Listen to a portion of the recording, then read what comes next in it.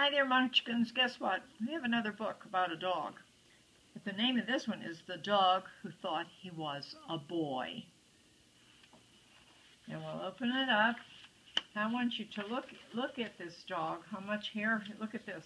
It says The Dog. This is a dog. You can hardly see his eyes. He has so much hair going down over his eyes. We thought he was a boy, and then it showed the boy. And see him sitting there? He's writing something on a paper. See the fire plug? Okay, we'll start. On Peter Popperson's birthday, his mother gave him a party. He received many fine presents, but the one he liked best was the one his father gave him. It was a puppy.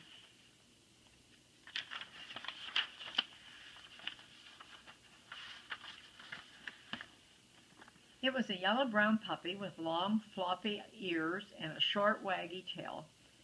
When he barked, it sounded like this, Ralph, Ralph. So Peter named him Ralph. See how he is? Can you see him over there? Oh, he's got all of his hair. That's a lot of hair, isn't it? I don't know how he can see. Ralph had not lived with the Poppersons very long when a change began to come over him. First he stopped wagging his tail, then he stopped barking, next he began walking on his hind legs. When he insisted upon sitting down at the supper table with the family one night, Mrs. Popperson said, "You know, I do believe that Ralph thinks he's a little boy." See how he's sitting in a chair at the table? I hope you can see it good. The pages the colors are a little bit different in this book. That was exactly what had happened, for Ralph had never seen another dog. He lived in a tall apartment building where there were no dogs, only people. He believed he was a boy just like Peter. At first, the Poppersons thought this was very funny, but soon they began to grow annoyed. For one thing, Ralph refused to sleep in his dog bed any longer. After he had kept them all awake for several nights with his crying, he was at last allowed to sleep in one of Peter's bunk beds. Then Ralph was happy. Every night he climbed up the ladder and went up to sleep in the top bunk. Goodness sakes, how about that? As for his eating at the table, his manners were very good, so Mrs. Popperson didn't mind that too much. He soon learned how to eat with a spoon, although he never could quite manage the knife and fork. When the family went out driving in the car, he sat in the back seat beside Peter. He crossed his legs and looked out the window and behaved himself very well. Wow, you see him sitting in the car? They don't have seat belts, do they? But when Mr. Popperson came home from work one night and found Ralph sitting in his favorite armchair, smoking his pipe and reading his newspaper, he grew very angry. "That settles it," he said. "Ralph must be made to understand that he's a dog, once and for all." "How can we make him understand?" asked Mrs. Popperson. "We will show him," said Mr. Popperson. "How will we show him?" asked Peter. "I'll think of a way," Mr. Popperson said. Wow. Very unusual dog, isn't it? He spent the rest of the evening thinking, but it was Peter who thought of a way. "I've got it," he said. "If we all get down on our hands and knees and bark like dogs, Ralph will watch us and get the idea." So Mr. Popperson and Mrs. Popperson and Peter got down on all fours. They frisked about and panted and barked like dogs. Do you see them down here on the floor? Oh, I'm glad I didn't have to do that.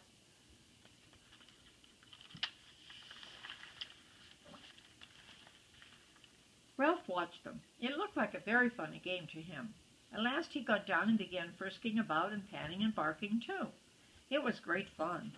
"I think he's getting the idea," Mrs. Popperson said, really panting now, for she was all out of breath. "Yes, I think so," agreed Mr. Popperson. "I think we can stop now." The Poppersons all stood up. Then Ralph, seeing that the funny game was over, he also stood up. See him standing? He does have a couple little eyes there. They're hard to see. Mr. Popperson sighed. "It was a good idea, son," he told Peter, "but I'm afraid we shall have to find another way." The next day on his way to school, Peter saw a sign advertising a dog show. That gave him a new idea. That night he told his father, "If we take Ralph to the dog show, he will see a lot of other dogs. Then he'll see that he is just like them, and he'll know he's a dog too." "That's a wonderful idea, son," said Mr. Popperson.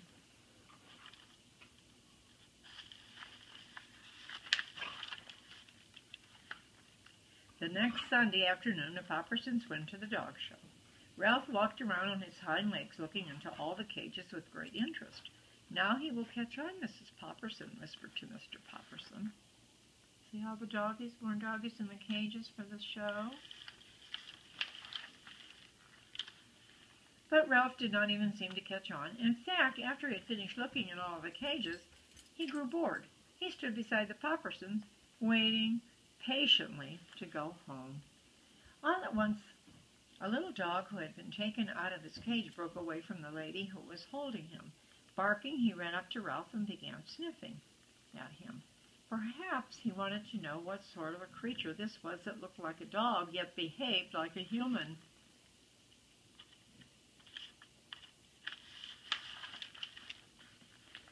"Now he will catch on," Mrs. Popperson said hopefully. But Ralph just looked at the little boy. He reached down and patted him on his head. Then he clapped his paws behind his back and went on waiting patiently.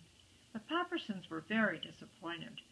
"If Ralph insists on being a boy, then he shall be a boy," Mr. Popperson said finally. "We will treat him as if he were Peter's little brother.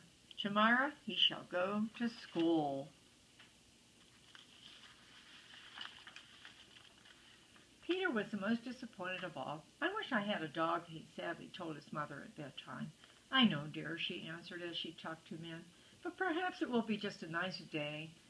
A nice having a little brother." The next day, Peter and Ralph started off together for school. The teacher gave Ralph a desk of his own and a book and a pencil and some paper.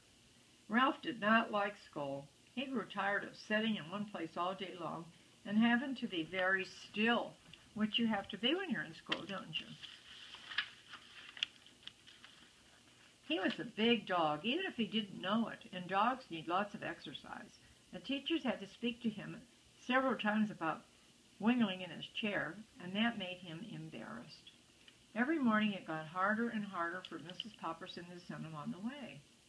He dawdled, and he took his time eating, and he practically had to be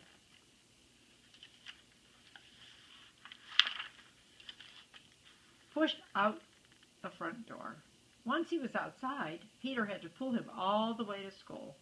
One day, he even played hooky and was brought home by the truant officer. It seemed that going to school was the only thing he did not like about being a boy. Still, he did his work very well. He could not answer the teacher when she asked him to add 1 to 1, of course, because dogs can't talk. Instead, he went to the blackboard, picked up the chalk, and wrote 2. He learned to write words also. Pretty soon he began writing notes to the family, such as, "Are we having steak for supper tonight?" and "A little less spinach and more mashed potatoes, please." And "When are we going to go to the movies?" Can you imagine? Can't believe that. When they got their report cards, Ralph had all A's and only 1 B. This made Peter a little bit ashamed, for he had all B's and only 1 A. The dog did better than Peter. Ralph wrote him a note saying, "Better luck next time, old boy." It was plain that he was very pleased with himself.